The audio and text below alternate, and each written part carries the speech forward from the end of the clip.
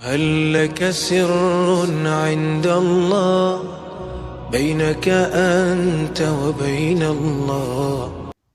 شنونده گرامی قدر و عزیزم، الله متعال مخلوقات را برای عبادت آفرید و توحیدش را برای آنان واجب گردانید و تقوا را بزرگترین سبب حفظ بندگانش قرار داد. پس تقوای الله متعال زیباترین و شیرینترین و لذیذترین بلکه نزدیکترین وسیله است برای نزدیک شدن بنده به الله متعال. زیباترین چیزهای دنیا را در نظر بگیر. چه چیزهایی را در دنیا ازش استفاده کردیم؟ در دنیا چیزهای زیبایی داریم که به زیبایی از آنها استفاده کردیم. کارهایی را دائما یادآوری میکنیم زیرا که از آنها خاطره خوشی داریم. اما هنگامی که انسان زیبایی نزدیکی به الله متعال را متذکر می شود، تمام لذت‌های دنیا را فدای آن می کند زمانی که نزدیکیش را با پروردگارش به یاد می آورد.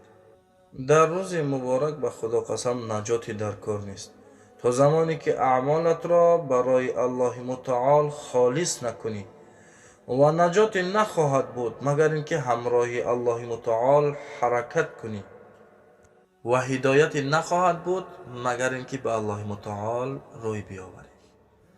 هنگامی که از زیباترین چیز دنیا سخن میکنیم، آیا زیباتر از ایستادن انسان در برابر الله متعال در حالت توحید وجود دارد؟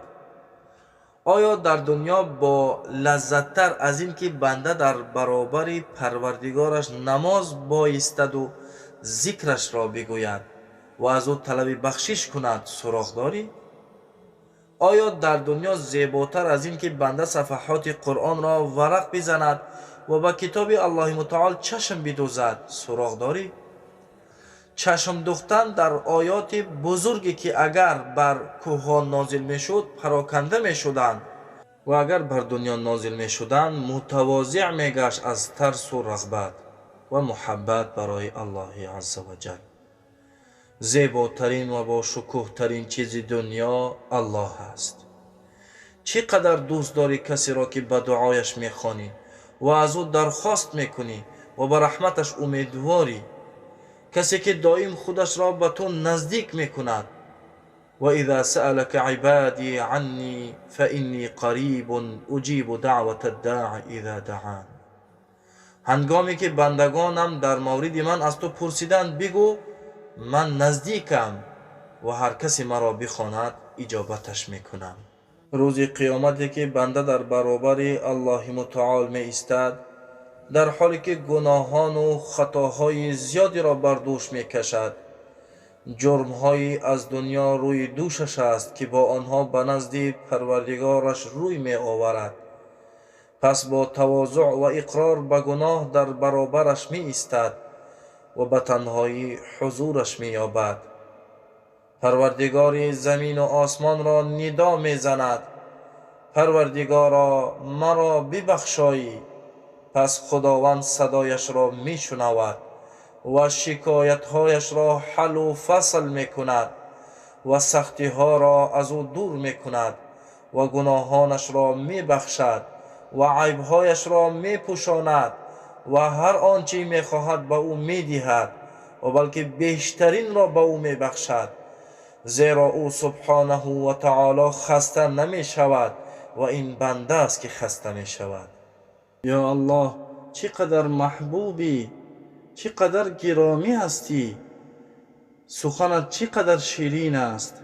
یا الله، چقدر با بندگانت نزدیکی.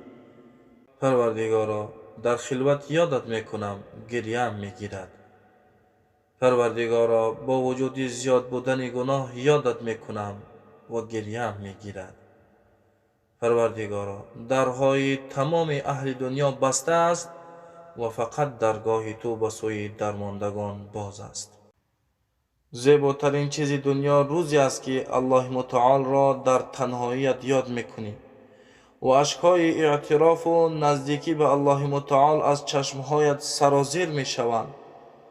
زیباترین چیز دنیا روزی است که میدانی الله متعال مرتبه اعمال تو را می بیند و می شنود. زیباترین چیز دنیا روزی است که دلت را متواضع و ذکر پروردگارت را میکنی. همه وقت با الله متعال باش، در حال سجده، در حال تنهایی، در حال ضررمندی، در حال خوشبختی، در حال سختی، همه وقت با الله متعال باش.